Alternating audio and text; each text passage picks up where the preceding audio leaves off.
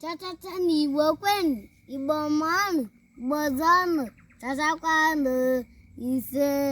Ambụ Maazi Medaa ama obi ọzọ.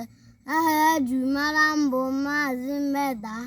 Adị mmadụ ise abụ m onye Umurumgbe. N'okpuru ọchịchị dị n'Enugu steeti. Bịanụ ụmụnna m ka m tụnye unu azụ maka na esi m olo. Ngwa ka m jụọ gị ajụjụ a. Ị makwa ịbụ nwa afọ Igbo bụ nnukwu ngọzi dịrara gị. Ndị Igbo bụ agbụrụ Chukwu wepụtara oge wee kee nke ọma. Amamihe pụrụ iche wee chọọ ha mma.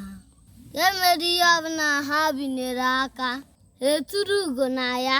Ndị Igbo na-etinye mmụọ ha niile ihe ọbụla ha na-eme. Abịa na azụmahịa, ndị Igbo na-eturu ugo ma azụmahịa. Gaa ebe ọbụla a na-azụ ahịa nke ọma, ị ga-afụ na ndị Igbo tọrọ ntọala ya.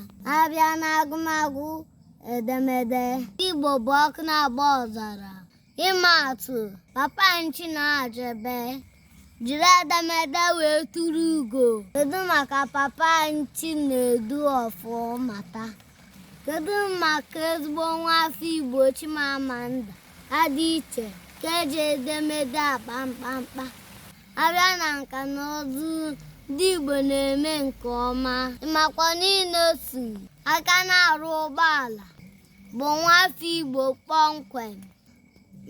Ma ndị ka na-eto eto ji aka arụ ihe dị egwu.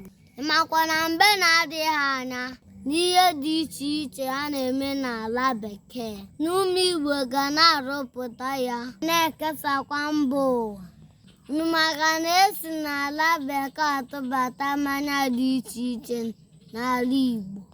Mana etu ọ dị taa, ndị Igbo na-ebugasịrị ndị ọcha ọtụtụ ihe mepụtara n'ala Igbo anya.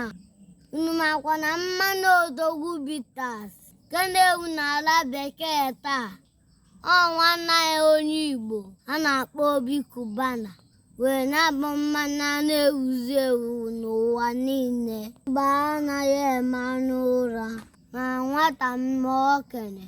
Mmadụ ịbụ onye Igbo bụ nnukwu ngọzi. Ebe ọ na gị bụ onye Igbo nọ, gbaa mbọ ka ị bụrụ ife nye ndị ọzọ. Bụrụ onye ga na-emechapụ ha ndị Igbo iru. Maka na Chukwu Okike abịa ma gọziri anyị nke ukwuu. Mee ka ihe onyonyo agagharị ya. Na obi dị gị mma ịbụ onye Igbo.